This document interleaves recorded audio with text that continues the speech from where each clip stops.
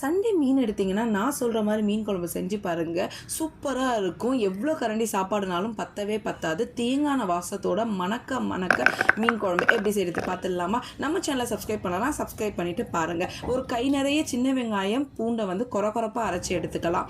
பழுத்த தக்காளி 3 தக்காளி அரைச்சி எடுத்துக்கிட்டேன். இப்போ வந்து ஒரு லெமன் சைஸ் புளியை வந்து நல்லா வந்து 20 மினிட்ஸ் ஊற வச்சு கரைச்சி அந்த புளி தண்ணியை எடுத்துக்கிறேன். ஃபஸ்ட்டு வந்து குழம்ப கூட்டிடலாம். இந்த புளி தண்ணியில் பார்த்தீங்கன்னா நம்ம அரைச்சி வச்சுருக்க பேஸ்ட்டு, நீங்கள் கையில் கூட தக்காளி பிசைஞ்சிக்கலாம். நான் ஏன் அரைச்சேன்னா பசங்க வந்து சாப்பிட மாட்டாங்க, அதனால் அரைச்சிட்டேன். ஸோ கையில் பிசைஞ்சிக்கிட்டிங்கனாலும் நல்லாயிருக்கும். இது கூட வந்து 3 பச்சை மிளகா, 4 டேபிள் ஸ்பூன் குழம்பு மிளகாத்தூள், கொத்தமல்லி, கல்லுப்பு இதெல்லாம் சேர்த்து நல்லா வந்து அந்த பச்சை மிளகா உடையிற அளவுக்கு கையில் பிசைஞ்சு விட்டுருங்க. அவ்வளோதாங்க. இப்போ வந்து தாளித்து விட்டுடலாம். ஒரு கடாயில் வந்து நல்லா 2 டேபிள் ஸ்பூன் எண்ணெய், நல்லா தேங்காய் செக்கு தேங்காய் ஆட் பண்ணுங்கள். ஃப்ளேவர் சூப்பராக இருக்கும். நல்லெண்ணெய் கூட ஆட் பண்ணிக்கலாம்.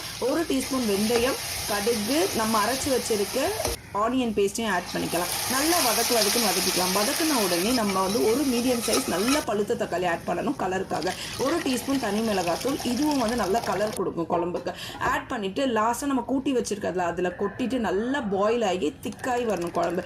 இந்த ஸ்டேஜில் பார்த்தீங்கன்னா நான் 2 பத்து தேங்காவை நல்லா பேஸ்ட் மாதிரி அரைச்சிருக்கேன். இதை ஆட் பண்ணிவிட்டு ஒரு கொதி வந்ததும் நீங்கள் வந்து சின்ன மீன், பொடி மீன் போடலாம், அல்லது இந்த மாதிரி தலை கூட போட்டுக்கலாம். நல்லா ஒரு 10 மினிட்ஸ் சிம்மில் வச்சு ஒரு கை நிறைய கருவேப்பிலை போட்டால் சூப்பரான மீன் குழம்பு தயார்.